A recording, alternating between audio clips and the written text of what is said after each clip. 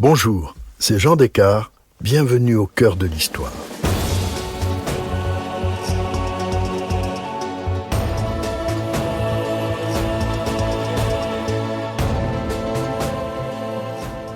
Aujourd'hui, je vous raconte la vie d'un des plus célèbres réalisateurs de cinéma, né le 20 janvier 1920, il y a tout juste 100 ans, Federico Fellini. Il fut le seul cinéaste italien ayant reçu 5 Oscars à Hollywood, 4 pour le meilleur film étranger de l'année et le dernier pour l'ensemble de sa carrière. Un monument à lui tout seul.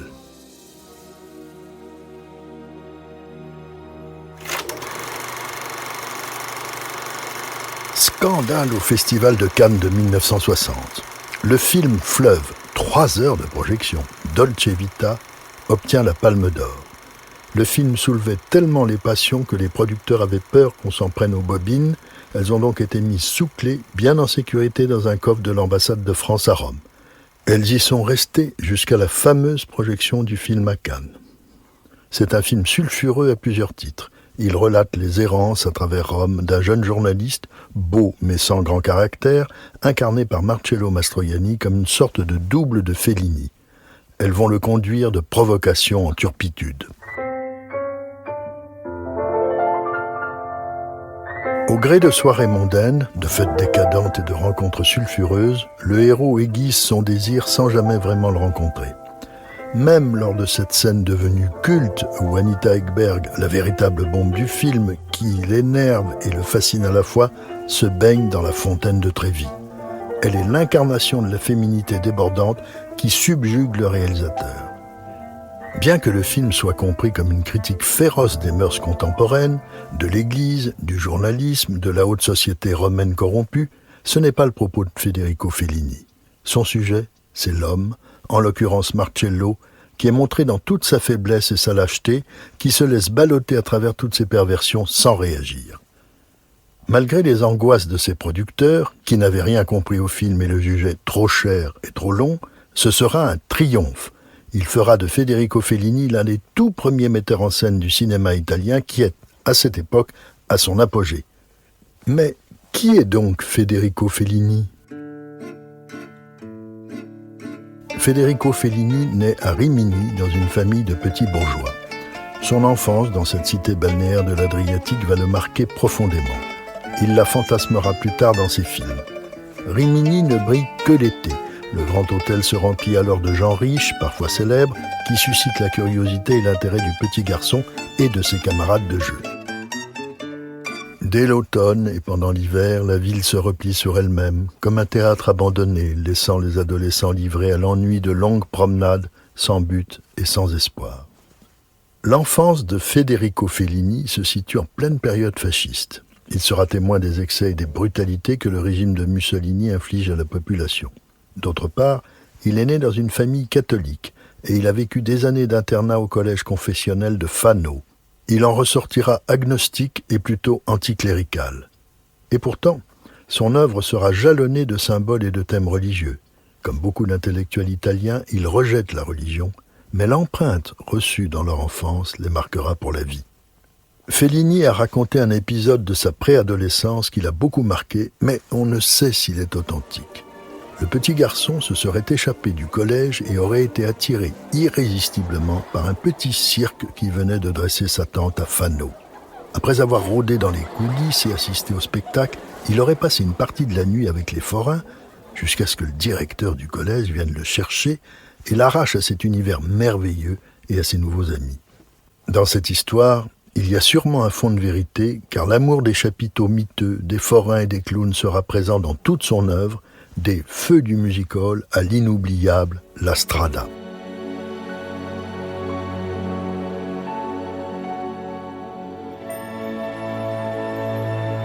Le jeune adulte Fellini décide de quitter Rimini où il étouffe, pour Florence, puis pour Rome, où il va exercer ses talents de caricaturiste. Les dessins de Fellini sont fascinants. Il a un sens aigu du portrait satirique. Plus tard, ses dessins lui permettront d'exprimer ce qu'il va vouloir montrer à l'écran. Il va passer quelques années dans le journalisme, notamment au Popolo, un quotidien de Rome. Il écrit aussi de petits textes pour la radio. C'est là qu'il va rencontrer la femme de sa vie, la comédienne Giulietta Massina. Il l'épouse en 1943 et à la même époque, il commence à travailler à des scénarios de films totalement oubliés aujourd'hui. À la fin de la guerre, il rencontre le réalisateur Roberto Rossellini, qu'il reconnaîtra par la suite comme le seul maître qu'il ait eu. En 1945, il participe au scénario de Rome, ville ouverte et de Paisa, puis du long métrage Le Miracle, toujours avec Rossellini. C'est la seule fois de sa vie où Federico Fellini a joué dans un film et avec la célèbre actrice Anna Magnani comme partenaire. Il avait écrit l'histoire, celle d'une bergère mise enceinte par un vagabond qu'elle prend pour Saint-Joseph. Il était le vagabond, elle était la bergère. Il n'avait aucune envie de jouer ce rôle, mais Rossellini l'en avait convaincu car il était terrifié d'être en tête-à-tête avec Anna Magnani, car il était en train de la quitter pour Ingrid Bergman. Il rencontre ensuite d'autres réalisateurs, notamment Alberto Lattuada. Il co-signe avec lui sa première réalisation, Les Feux du music-hall, en 1950, l'histoire d'une troupe de pauvres baladins qui se produisent dans de modestes théâtres de province. C'est aussi la première fois qu'il dirige sa femme, Giulietta Massina. Mais le premier film qui fera vraiment parler de lui est Les Vitelloni, une chronique de jeunes gens désœuvrés dans une ville de l'Adriatique. Et c'est très important parce que c'est la première fois qu'il travaille avec le compositeur Nino Rota pour la musique. Désormais, toutes les musiques des films de Fellini seront signées Nino Rota. Leur entente sera magique. Fellini avait une crainte émotionnelle de la musique. Dès leur première collaboration, le cinéaste sent que la musique de Nino Rota est la respiration de ses images. Il dira « Rota est une zone si particulière de mon travail que j'oubliais presque de le citer. Car plus qu'un collaborateur, il a été une partie consubstantielle de mon travail. Il a été le cœur de mes films. » C'est avec La Strada, en 1954, puis Les Nuits de Cabiria en 1956, qu'il va vraiment se faire un nom. D'abord, chacun de ces deux films va recevoir l'Oscar du meilleur film étranger. D'autre part, la présence de Giulietta Massina, son épouse en vedette de ces deux films, est révélatrice des sentiments de Fellini à l'égard de sa femme. Petit bout de femme d'1,57 m, elle apparaît comme l'incarnation de la tendresse, de la souffrance et d'une certaine naïveté. Leurs rapports ne sont pas toujours forcément faciles, que ce soit pour Gelsomina, dans La Strada, et pour Les Nuits de Cabiria, quand le réalisateur impose à sa comédienne une silhouette qu'il a précédemment dessinée et n'est pas forcément flatteuse. Laissons parler Fellini. J'ai toujours fait des essais avec elle pour ces personnages stylisés que sont Gelsomina et Cabiria, avec sa petite mèche, son petit boléro en plume de coq, sa bande élastique à la taille, ses chaussures plates, sans talons. Ce sont des personnages nés de croquis. Donc, je faisais des essais avec Giulietta, et elle protestait un peu contre ces manipulations. Ces réticences sont typiques de l'actrice qui voudrait toujours faire ou Marilyn Monroe ou Bette Davis.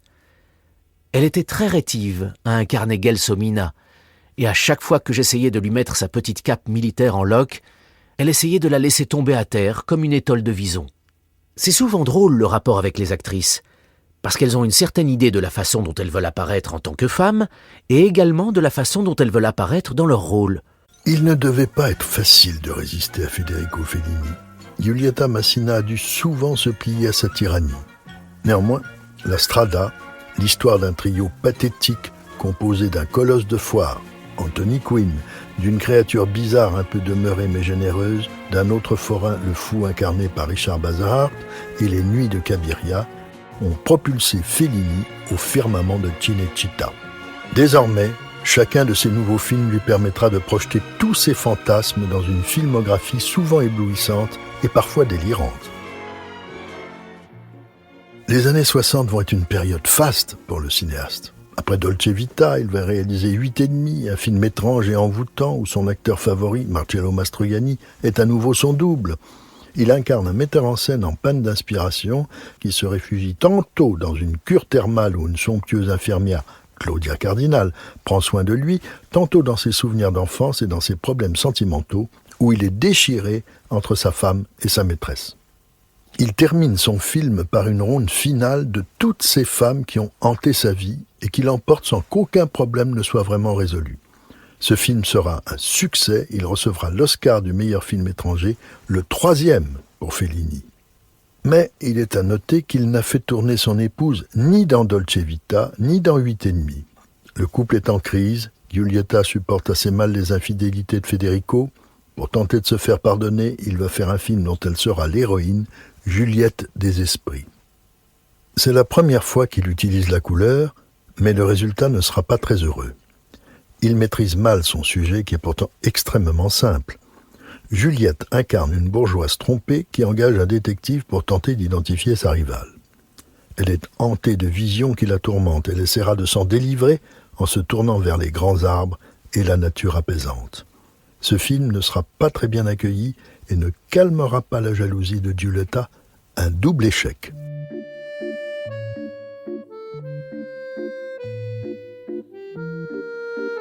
Il va alors se diriger vers 2 œuvres complètement déroutantes, le Satyricon et les clowns. Le premier est un péplum qui campe une Rome fantasmée. Le sujet est tiré d'une œuvre antique de Pétrone. C'est une sorte de réflexion extrêmement érudite sur la décomposition d'une culture. Le deuxième est encore une fantasmagorie sur l'univers du cirque.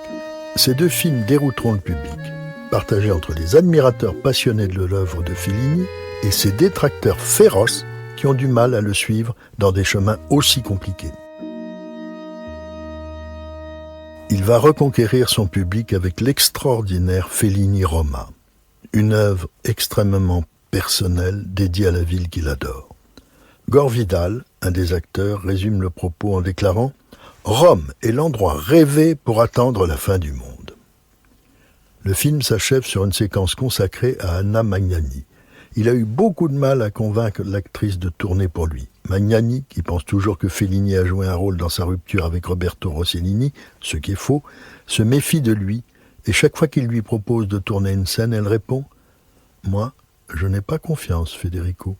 Il raconte lui-même comment il a pu la convaincre de jouer dans la scène finale. Je lui dis alors, dans le noir et le silence de cette petite place, il y a cette petite silhouette qui longe les murs et rentre chez elle, là, au Palazzo Altieri où tu habites. Et moi je t'appelle Anna, et je te surnomme Louve ou Vestale. Quand enfin on a tourné la séquence, elle était émue comme un acteur débutant. C'est la maquilleuse à laquelle elle s'est confiée qui est venue me le dire. Et d'ailleurs, on voyait qu'elle était très émue. Dans la scène finale de Fellini Roma, c'est donc Anna Magnani, pour laquelle il a une immense admiration, qui devient l'incarnation même de la ville. Louve et Vestale à la fois. Après Roma, un autre chef-d'œuvre, Amarcord. Fellini revient sur sa ville natale, Rimini, son enfance et son adolescence. Le spectacle est fascinant de maîtrise et de virtuosité, de drôlerie et de tendresse. Fellini n'en a jamais fini avec la nostalgie de sa jeunesse. Il est rempli d'images chocs, comme l'arrivée du paquebot Rex en pleine nuit, la promenade sensuelle des femmes. C'est tout le charme de Fellini, magnifié par une bouleversante musique de Nino Rota, qui lui vaudra son 4e Oscar de meilleur film étranger en 1974. Le sulfureux Casanova, incarné par Donald Sutherland, pas du tout biographique, est encore une transposition de ses propres fantasmes. Prova d'orchestra, en 1979, c'est-à-dire Répétition, sera sa dernière collaboration avec Nino Rota qui meurt la même année.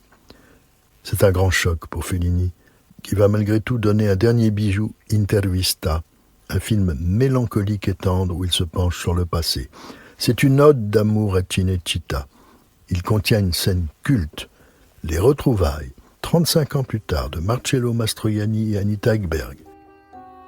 Fellini veut convaincre l'actrice de tourner pour lui un bout d'essai. Elle vit alors dans une maison des environs de Rome, entourée de chiens. Il est émerveillé par la façon d'accepter son âge en brave campagnarde, et surtout l'absence totale de photos d'elle dans la maison. Laissons parler Fellini. Quand je me suis retrouvé là, dans sa maison, est née l'idée de projeter sur une toile la séquence de la fontaine de Trévi, pendant que Marcello, habillé en mandrake, d'un geste de la main, fait revenir les images du passé. Il revient quelques jours plus tard chez Anita, accompagné de son équipe de tournage et de Marcello en mandrake. Ils envahissent la maison, tendent une toile, allument un fumigène qui crée une atmosphère de brouillard et commencent à projeter la scène du bain dans la fontaine de Trévi. C'est le cinéma dans le cinéma. Anita ne comprend rien, la scène est filmée dans une totale spontanéité. Laissons encore la parole à Fellini. La projection à peine commencée, elle fumait et buvait déjà. Elle a regardé, elle n'a pas dit un mot. Toute l'équipe s'est sentie obligée d'applaudir. Et elle, la pauvre, elle a penché la tête. Elle pleurait. Elle s'est mise à pleurer en silence. C'était très émouvant. Après, Marcello est allé près d'elle. Il s'est ému, lui aussi. Je leur ai dit « Vous vous mettez à pleurer tous les deux ?» La scène des deux acteurs vieillissants, Marcello en mandrake et elle, stupéfaite devant l'écran, leur renvoie l'image du passé, de leur jeunesse et de leur beauté. C'est un moment bouleversant. Fellini le magicien a réussi sa dernière pirouette. En 1993, Hollywood lui décernera un Oscar pour l'ensemble de son œuvre, mais trop malade, il ne pourra le recevoir lui-même. Il meurt le 31 octobre de cette année. Giulietta, la fidèle, malade elle aussi, ne lui survit pas longtemps, elle s'éteint le 23 mars 1994.